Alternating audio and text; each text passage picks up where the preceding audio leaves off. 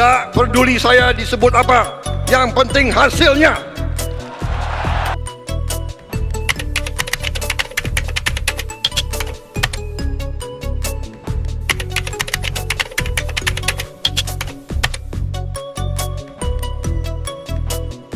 Saya tidak ingin melampaui fakta ya, dan saya akan membaca ini dengan sangat berdisiplin. Berdisiplin pada dua pendekatan dalam komunikasi politik. Yang pertama pendekatan emik, yang kedua pendekatan etik. Kenapa saya gunakan pendekatan itu? Jujur, ketika saya mendengar berita Pak Prabowo mengatakan itu, kemudian ada panggung disediakan untuk Pak Jokowi, saya langsung teringat pada salah satu doa Presiden Narayana University. Tuhanku, berilah aku kemampuan untuk mengubah sesuatu yang bisa aku ubah. Beri aku kemampuan untuk menerima sesuatu yang tidak bisa aku ubah. Dan Tuhanku, beri aku kearifan untuk membedakan yang pertama di antara yang kedua. Karena apa yang terjadi kemarin itu menimbulkan dua pandangan yang berbeda. Tadi Mas Daniel menyebut ada yang suka, ada yang tidak suka.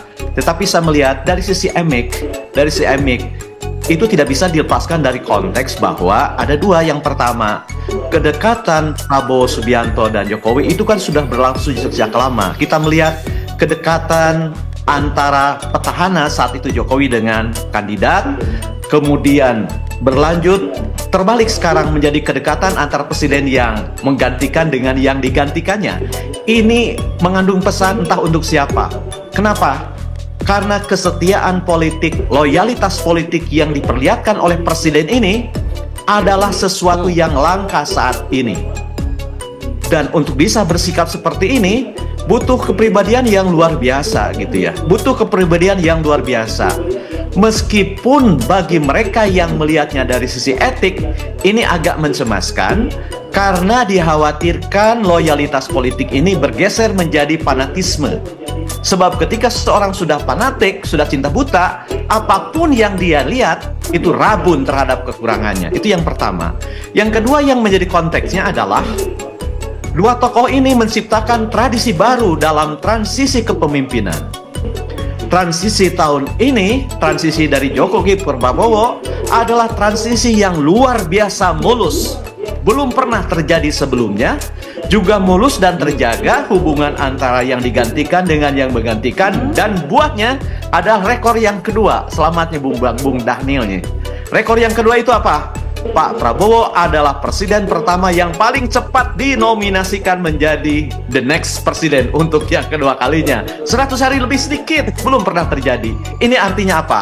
Ini artinya jika dilihat dari MX, kedekatan itu dianggap tidak jadi masalah seperti Bang Daniel katakan tadi, bahkan akan dibaca sebagai bentuk dukungan. Tapi di luar sana, ada juga yang melihatnya dari sisi etik, menggunakan standar parameter yang dibawa dari luar. Misalnya, dalam standar kepresiden, itu tidak lazim misalnya, terlalu dibayang-bayangi atau apapun. Meskipun itu dibantah Sabodo gitu ya. Tapi ada orang yang melihat ini, mengapa? Karena kemenangan Pak Prabowo itu bukan semata-mata ditentukan oleh dukungan Pak Jokowi, tapi ada anasir lain yang tetap bersetia memilih Prabowo dari 2014-2019. Di Jawa Barat misalnya banyak yang tidak bergeser dari arah itu. Nah, mereka melihatnya dari perspektif yang berbeda. Nah, kemudian yang kedua, bagaimana preferensi saya? Saya melihat apa yang diperlihatkan oleh Presiden kita ini, Prabowo Subianto, soal loyalitas politik ini, saya melihat itu adalah sesuatu yang dibentuk sejak ia muda sebagai prajurit. Saya menjadi dosen Sesko TNI dari 2001 dan sering mendengar tentang kesetiakawanan beliau itu. Itu yang pertama. Yang kedua, saya melihat loyalitas politik ini tidak akan selalu bermakna mengatakan ya. Sebab kadang-kadang kesetiaan itu harus disampaikan dengan ketegasan, keberanian, meskipun keberanian itu tidak selalu harus berdiri dan tegak. Keberanian bisa tekan dengan lembut dan diam. Nah, jadi ketika saya mengkritik siapa yang saya pilih, ketika saya mengkritik siapa yang saya dukung, itu adalah sebuah loyalitas. Sebab menurut saya bingkai loyalitas itu adalah nilai-nilai dan norma-norma yang diperjuangkan. Sebab makna loyalitas politik yang paling dalam itu adalah mengabdi kepada atau mengidentifikasi dengan apakah tujuan, apakah lembaga, perjuangan politik, gagasan politik, atau kerangka umum perjuangan politik.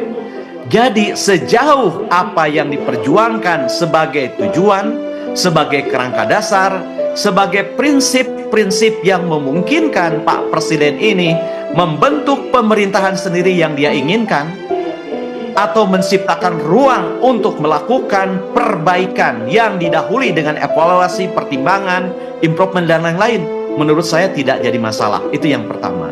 Yang kedua, apakah ini strategi komunikasi politik atau tidak? Menurut saya, kalau kita melihat sebuah pernyataan yang konsisten, yang kita dengar sejak pidato kemenangan sampai sekarang, yang menghendaki adanya persatuan, adanya kolaborasi, adanya kerjasama, saling menghormati, mikul duwur, mendem jero, itu artinya memendam kekurangan, kesalahan sedalam-dalamnya, gitu ya, dan mengangkat kebaikan setinggi-tingginya. Itu artinya apa? Ada budaya politik yang mau dibangkitkan. Jadi saya menaruh catatan dibanding pendapat lain, jika orang menganggap bahwa inovasi nilai politik dalam pemerintahan itu hanya terbatas pada penciptaan nilai-nilai baru yang belum ada dalam periode sebelumnya, jangan lupa teori inovasi politik yang luas mengatakan termasuk inovasi politik ketika seseorang mengangkat kembali, memperkuat kembali praktik-praktik lama yang sudah tergerus namun tidak berguna. Jadi menurut saya persoalannya adalah sekarang bagaimana ini semua diletakkan dalam konteks pelaksanaan nawacita yang sudah menjadi janji sekaligus komitmen.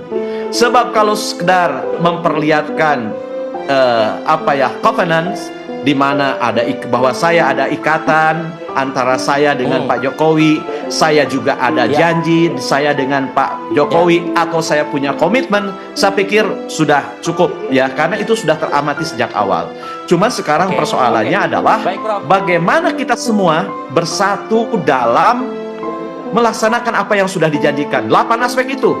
Jadi menurut saya ini yang sangat urgent. Dan mungkin itu ditempatkan sebagai sebuah milieu, sebuah iklim, sebuah prakondisi yang bisa menjadi pelumas bagi jalannya mesin pemerintahan. Jadi kalau ditanya apakah ini sebagai strategi komunikasi politik, menurut saya Pak Presiden sedang membubuhkan pelumas ke dalam mesin politik sehingga ya kinerja kabinet yang gede ini, yang wah ini, yang jumlahnya besar ini, yang seperti mobil dengan cc yang gede ini, kinerjanya menjadi kuat, begitu digas langsung ngabret gitu ya. Jadi saya melihat seperti itu. Jadi bagi saya, mana loyalitas itu tidak selalu mengatakan ya, dan ia terbingkai oleh nilai-nilai dan moralitas politik yang diperjuangkan itu sendiri.